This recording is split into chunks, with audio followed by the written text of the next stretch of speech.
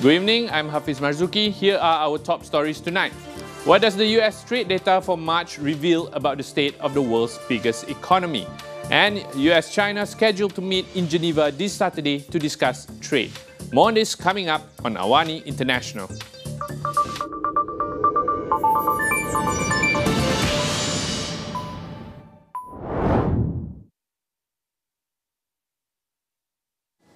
We start AWANI International tonight by taking a snapshot of the US trade data released earlier today. In March, the United States recorded its largest ever trade deficit, a staggering $140.5 billion US dollars. The term trade deficit refers to how one country imported more than it exported. Now, in the case of US, there is a 14% jump from the previous month, which means that this trade deficit was 14% bigger than the trade deficit in February. Driving this surge, record-breaking imports reaching $419 billion US dollars. Meanwhile, exports barely moved, rising just about 0.2%. Now, with tariffs on Chinese goods climbing to an eye-watering 145%, US businesses turned everywhere: Mexico, Vietnam, and Europe, hoarding goods before even more tariffs kicked in. Now, we take a look at imports from China, plunged to a 5-year low. Now you can take a look at the data here, compare for the past 5 years, and you can see a trend. Right here is 2020, where it's the lowest, 2021, 2022, 2023, 2024, and 2025. Now you see while the US trade gap with China shrank, but the total deficit widened. Why? America didn't buy less overall, it just bought from other places. You can look over here, where it bought from other countries. And I've said earlier that US businesses turned everywhere else. Mexico, over here you can see, increased to 48 billion. Ireland, you can see over here as well, due to pharmaceuticals also increased. Now Vietnam is one of our neighbors here in ASEAN. Despite being slapped with a 46% tariff, there is an increase. Now the chaos is shaking confidence. Investors are pulling out of the US dollar, pouring money into gold and silver. A capital flight of over 92 billion US dollars since December. And the bottom line, the trade gap knocked a historic 4.8 percentage points off US GDP, pushing the economy into its first contraction since 2022. Now, as America scrambles to reshape trade, Asia must read the signals. The global map is shifting, and countries like Malaysia could either seize new opportunities or get caught in the crossfire. Now, with that in mind, this weekend's get-together becomes even more pivotal. US Treasury Secretary Scott Bessent and Chief Trade Negotiator Jameson Greer will meet China's economic czar He Lifeng in Switzerland this weekend for talks that could be the first step toward resolving a trade war disrupting the global economy. Now, news of the meeting was announced by Washington and later confirmed by Beijing, sent US equity index futures higher, bringing relief to markets roiled by US President Donald Trump's barrage of tariffs. The meeting with China's Vice Premier comes after months of escalating tensions that have seen duties on trade between the world's two largest economies soar well beyond 100%. Now, the two sides are expected to discuss the reductions of the broader tariffs. Two sources familiar with the planning told Reuters. Washington and Beijing have been locked in a cat-and-mouse game over tariffs, with each side unwilling to be seen to back down in a trade war that has sent shockwaves through global markets and upended supply chains.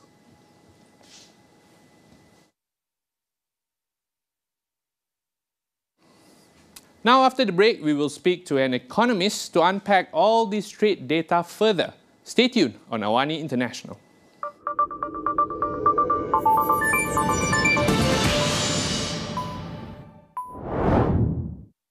Ini adalah cerita tentang seseorang yang tak pernah putus asa. Ahmad, janganlah conteng buku. Ahmad. Dia cikgu aku. Hari tu, cikgu datang rumah. Aku ingat cikgu nak marah. Tapi rupa-rupanya Pihak sekolah akan terus bantu murid-murid macam Ahmad ni melalui subsidi-subsidi yang diperuntukkan untuk pendidikan.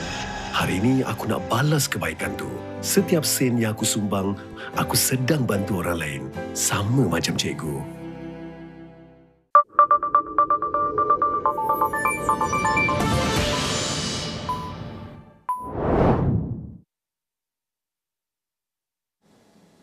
The world's largest economy just posted its largest ever trade deficit, $140.5 billion US dollars.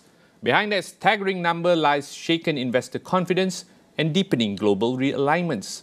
As Washington turns its back on Beijing and pivots towards others, the ripple effects are being felt across the world, including right here in Southeast Asia.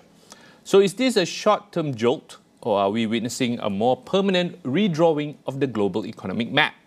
And what does it all mean for a country like Malaysia, sitting at the crossroads of opportunity and vulnerability? We now speak to Doris Liu. She's an economist specializing in Southeast Asian development.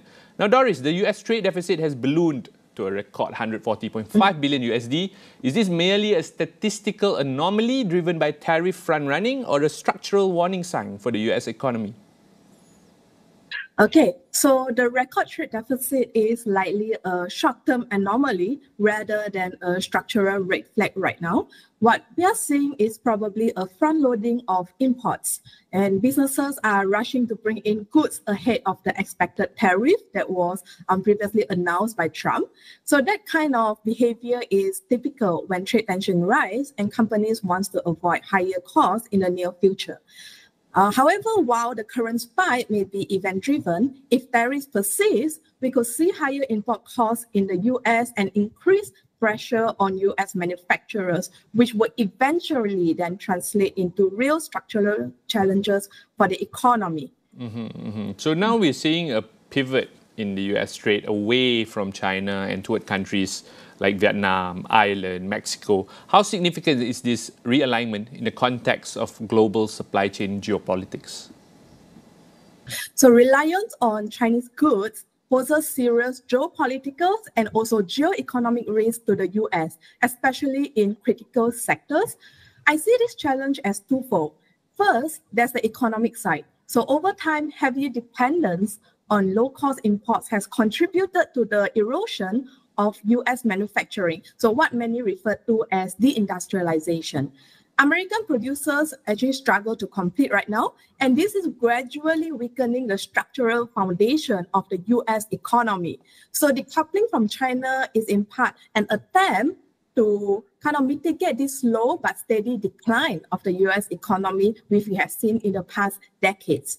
Second, there's the strategic dimension. The US and China are engaged in the broader context for global leadership, with tension playing out in pseudo regions like Taiwan, South China Sea, and the ports in Panama Canal in order to control strategic key routes.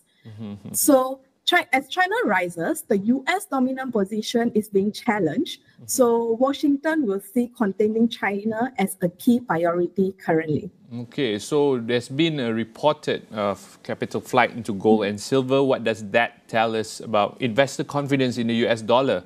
And is this a warning for emerging markets like Malaysia? Well, the shift definitely signals a decline in investor confidence in US dollar, which has long been regarded as a safe reserve asset. Gold and silver, we have to understand, are traditional safe havens. And when capital shifts in that direction, it usually reflects a growing concerns over some looming economic downturn, whether it's through inflation, geoeconomic instability, and weakening trust in fiat currencies. So for Malaysia in particular, these trends carries both a risk and opportunities. We see that. On one hand, it reflects broader global uncertainty and can lead to increased volatility in capital flows and financial market. So a weaker US dollar means also a reduced purchasing power among American consumers, which may cause a reduction in the demand for Malaysia's exports, as we know that US is one of our largest export destination markets. It may also prompt a risk assessment of our US reserve holding currently. On the other hand, Malaysia's exposure to dollar-denominated debt is relatively low, so which means that we won't be so much impacted by the volatility in the US dollar. So moving forward, I think our focus should not be about whether the US dollar will affect so much of Malaysia's trade and economy, but the focus should instead be on diversifying our trade partners and building resilience in export markets. Yeah, before we end this, should we see all of this as an opportunity in this US-China decoupling, or should we be wary of its spillover effects?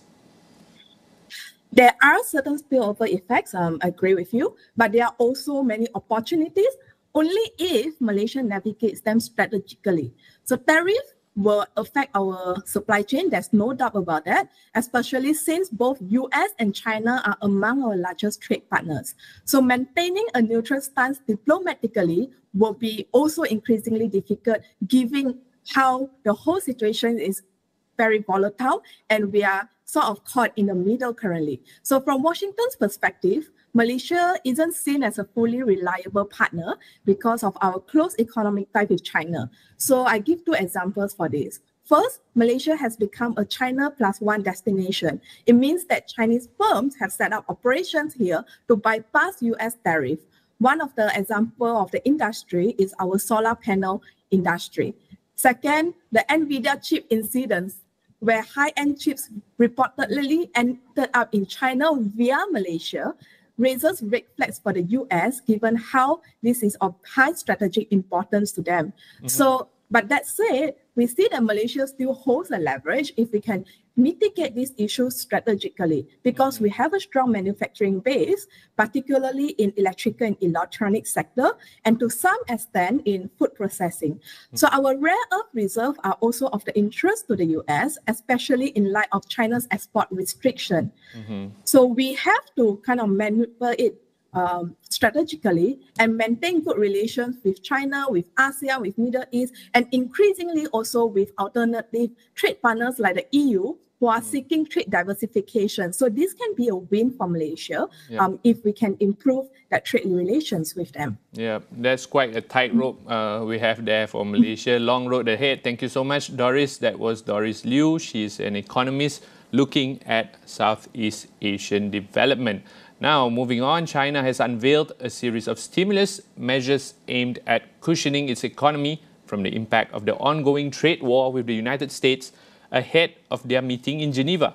Now, this includes interest rate cuts and a significant liquidity injection. The People's Bank of China will lower the interest rate on its 7-day reverse repurchase agreements by 10 basis points to 1.40%, effective May 8th, a move that will trigger corresponding reductions in other interest rates. The amount of cash that banks must hold as reserves will also be cut by 50 basis points from May 15th, bringing the average level to 6.2%. Authorities will also help A-share listed companies affected by tariffs to cope with difficulties. Beijing will expand a pilot scheme allowing insurance companies to invest in stock markets by an additional 60 billion yuan. The Chinese economy is already feeling the pain from the triple-digit levies, with data showing factory activity contracting in April at the fastest pace in 16 months. Beijing last month attributed a slump in manufacturing to a sharp shift in the global economy after exports surged over 12% in March as businesses scrambled to beat Trump's tariffs. Beijing has maintained its annual growth target at around 5%, the same as last year, a goal many economists view as ambitious amid the current economic headwinds. China and the European Parliament have decided to simultaneously and comprehensively lift restrictions on mutual exchanges as agreed by the two sides. Now, according to Alberto Terpstra, project manager at Diplomatic World, a Brussels-based quarterly international magazine, this move will inject new impetus into the sustained, healthy and stable development of China-Europe relations. Against the backdrop of the Trump administration's trade protectionism and tariffs, China and Europe have common vital interests in stabilizing global trade rules, safeguarding the multilateral system, and building a diversified trade network. Terpstra added the two sides can fully carry out pragmatic cooperation to inject valuable stability and certainty into the global economy and trade. I think that for the EU and China in this turbulent world we have to live now with the transatlantic partnership with so many question marks over it is the perfect time to join forces for a stable world. We are two great civilizations, so we will agree to disagree on some matters, but that does not take away the fact that there is plenty of room, opportunities for cooperate, the business community. That report wraps up AWANI International. Stay tuned for our reports on the rivalries, strategies and the shifts behind the power affairs driving the new global order. Visit international.astroawani.com for more. Be sure to follow our social media accounts @Power Affairs. That is all for now. I'm Hafiz Marzukhi. Good night.